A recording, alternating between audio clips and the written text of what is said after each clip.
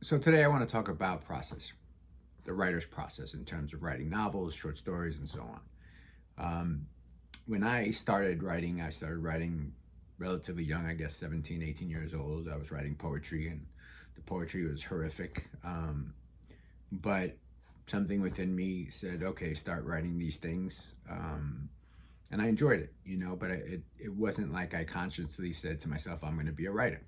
Later in junior college, I wasn't a very good student, but literature and my literature classes were always something that I enjoyed doing. So I think I had a beat class, so my professor was sort of a hippie guy, and he liked the beats and introduced us to the different beat writers, William Burroughs, etc.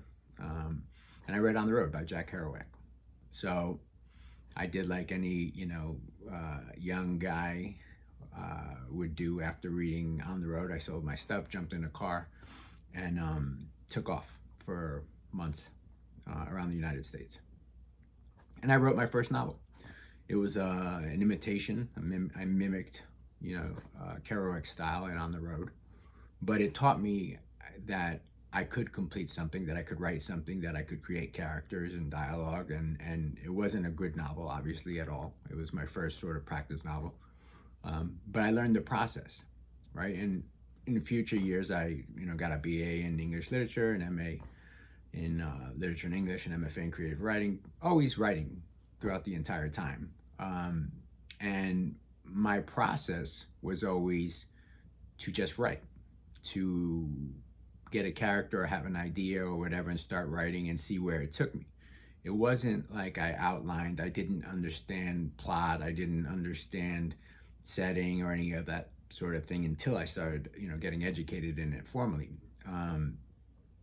So when I wrote my novel, The Losses, this one, that got published, it actually only took me 6 months to write. And my process was pretty simple. I was influenced by Elizabeth Strout's Olive Kitteridge for whatever reason. I don't know, there must have been something in there that got my creative juices flowing to write, and I just started doing it. Like I said, the novel took me 6 months. Every day I would write, probably 5 or 6 days a week for somewhere between 4 and 8 hours a day, just writing. What I did was I wrote sections of the novel. I didn't write a straight novel. I have 6 sort of long chapters or novellas within the book, The Losses. And each chapter or novella sort of allowed me to dissect what I was trying to do, which was kind of a puzzle. I had a family who had a lot of members in it, and who went to this small town in Helen, Georgia. It's actually where I had gotten married at the time. And so I knew the town, and now I had this family that were going there for a family reunion. And every day I would write about these characters that were getting created. But because I broke it down to into sections. I had section 1, section 2, section 3, and I didn't know that until I finished the first section. And the first section was about a professor of sexuality who used to teach at Ypsilanti in Michigan. And he had Alzheimer's, which I felt was pretty cliche at the time, which, Alzheimer's and certain other things are cliche when you write about them. As long as you write about them in an original way, maybe you can get rid of some of that cliche, right? But so I started writing it, and I wrote straight through, and it was 50, 60 pages, something like that. And I now had a novel going, right? But I didn't want to write an entire novel about Harvey Lipscomb, who's, the professor. I wanted to write more about, the family members around him. And I slowly wanted to peel back the onion of Harvey Lipscomb, and thus the rest of the family. So every day I would write. So I wrote those first 60 pages or whatever it was. And within Harvey Lipscomb's story, you know, these characters began to develop around him who were his current wife's children, as well as his children who he was estranged from, and so on. And then I jumped into the second chapter. And while I'm doing this, I wasn't cognizantly thinking I'm going to write in third person this, I'm going to write in third person that, or I'm going to write in first person. It just sort of came to me as I was writing it. Again, I don't recall exactly how Olive Kitteridge was structured, but I remember it wasn't sort of a straight novel, or I don't remember thinking that it was a straight novel. So I wasn't mimicking it per se, but what I was doing was simply taking that energy and that excitement of having read that book and enjoying it so much that I was able to produce my own work. So again, being a pantser, sitting down and just writing, I jumped into the second chapter, or the second novella, whatever. And I was able to start sort of diving deeper into one of the characters from the first chapter, right? To sort of show the different perspectives that were allowed to be created within this novel, within this world that I was creating in this small little town. Now, if you don't know Helen, Georgia is a sort of a make-believe kind of town. It was created around, I believe it was two guys that, decades and decades ago said, hey, we don't have any sort of industry here or anything like that, so let's make it sort of a German town or an Alpine looking town, and that's what it is, kind of. And there's a few of those around the United States that I've been to they're neat, right? They're sort of like you go there during Christmas time or whatever, and there's, it looks like you're in the Swiss Alps. So it's a fun little place. You drink beer and have bratwurst or whatever. So it sort of gives you a different sort of world where you can use it a little differently than you were if you were, say, in New York City or a small town somewhere else where it didn't have that kind of vibe. So anyway, I started discovering these characters and the troubles that they were having, or that they were all thinking about and going through and experiencing while they were at this family reunion in Helen, Georgia. Now, when you switch through different perspectives, right, the process for me is I get to then pull back the onion on different things that are happening with these people. So for instance, if, I walk into, just as an example, or Harvey Lipscomb walks into a room and he has Alzheimer's and his mind is thinking about something completely different than what's going on in the room, and he says something not even realizing it, and it's hurtful to somebody, and he walks away. That's it for him. He's not thinking anymore about what just happened. But for the people in the room that are affected by what he said, maybe, it's a trigger for something else. And so that character then dives deeper into a sort of mental state that's going to be different than what Harvey experienced. I do that throughout the different chapters throughout the novel, right? So like I said, there's 6 of them. So within those 6 chapters, I'm able to dive deeper into each different character. And there's not many. There's, probably a total of 10, 12 characters, something like that, which make up this family. And so the first couple chapters are in third person, or most of them are in third person. One of them is in first person. And the reason I did that was because I was telling different stories, or different perspectives for the same events that were happening. It gave a sort of closer feel to understand from the perspective of this first person that things were, or how things would affect somebody, closer, more closer to the heart and really happening to them than, the distance that third person gives them. So anyway, so I start writing in the story and I run through the first draft, quickly within 6 months, and the story's there, right? I have to go back and edit it and all that, but I workshopped it with some fellow writers that I've been working with for probably 15 years. And you sort of know when you write something and it's special immediately, right? And that's what The Losses was for me. One, not only being able to run through it that quickly, but two, everything just sort of fit. Everything just sort of flowed nicely.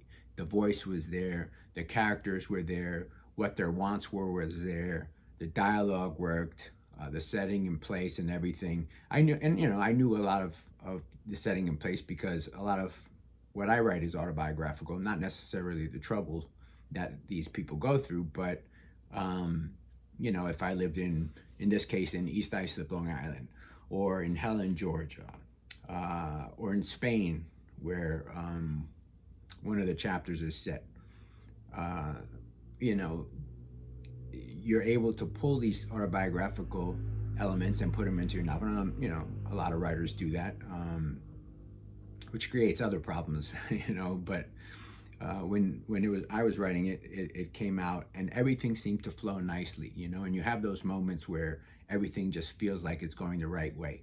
And that's what The Losses was for me. I have other novels, about 5 or 6 of them, that have taken me years and years, and they're not perfect yet. But I've gotten I think 3 of them to the point where I can submit them now to my agent to, submit them to publishers and so on. But anyway, I wanted to read a quick chapter, or a quick couple pages from the section that is in first person, which is called Me and Sammy. So the me is not me, it's sort of the narrator. So I'll just start real quick. So it's from The Losses, it's Me and Sammy. This is what I was thinking. There's a kid, small like a fetus. A catchy title that's 2 words max, maybe a book that they make into a movie, a play off Broadway or out in London somewhere. A pseudo-horror flick of some sort, something with eerie organ music, a cherubic, angel-looking fetus in a Victorian getup, all black. The kid's giving a monologue, pacing back and forth on stage, a little itty-bitty, solemn-looking character, tough like a Dickens orphan tough, but a little uh-oh scary, a la The Shining or The Ring, the original version of it, the Ringu version with subtitles, something like that. Maybe I tell Letty, Sammy's sister, about it, let her write it all up, give her a good story to really write about, just in case she doesn't have any good ideas already. I couldn't help thinking it. I thought it all the time. A boy and a girl crawling on Berber carpet, riding big wheels, kneading 2 wet dough to bake bread in easy bake ovens. Not never born kids, I guess, but definitely never happened ones. Aborted ones, snuffed out by Sammy and me before we got married, before we wanted children. Now that we're older, not being able to have what you have, not being able to have what you want, not having what your friends have, kills us. Especially when before you didn't think twice about driving to a clinic, filling out some forms, her laying down for a bit, me reading about bone fishing in the Keys, her crying, not sobbing crying, but enough, distant for a few hours, thinking of what could have been. So in that short paragraph and a half or so, you get a sense of who the narrator is. You get a sense of who his partner is, Sammy, Samantha. And you already feel a sense of tension and trouble or conflict because of an abortion, which reminds you of that short story by Ernest Hemingway, Hills Like White Elephants, right? In this case, I do mention abortion in the Hills Like White Elephants. He doesn't. But there's also the details and the description that's in there. And I think that first paragraph I wrote and barely edited. Now, those are those golden snowflakes that fall down, from Mana or whatever, that falls from heaven, where you're just able to write a line and it comes out. The rest of the chapter, sure, it flows out nicely, etc., but you make a couple edits afterwards. But again, this was one of those special moments for me in the process of writing, where I was just able to sort of vomit it out, and it came out nice. It came out where everything worked, where the characters were working. And so this was the first, or this is the only chapter that is in first person. The rest of them are done in different versions of third person for a reason, because I wanted some distance. I wanted to be able to tell the stories that were happening from a certain perspective. And overall, it was just a fun experience. And like I said, it got published probably a year and a half, 2 years after I had completed the final draft. And I didn't have an agent prior to that. I got an agent afterwards for a different book, but that's another story. So anyway, my process is simply to sit down, as my mentor John Dufresne says, sit your ass in the chair and write. The muse will come then. The muse won't come and then you sit down. So get your butt in the chair, start writing. If there's a book that influences you in some form or fashion, pick it up, keep it nearby, keep your dictionaries and your visual dictionaries or anything other sort of resource materials that you use for writing nearby.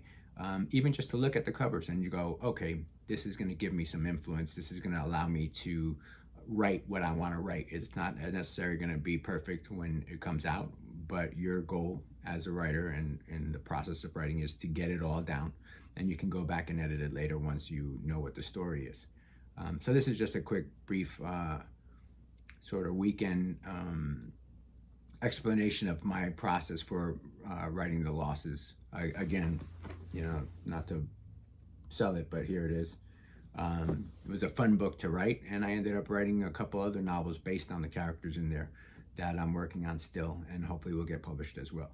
So happy writing. Figure out what your process is, stick to it, but always write. Try not to take off more than a day or two.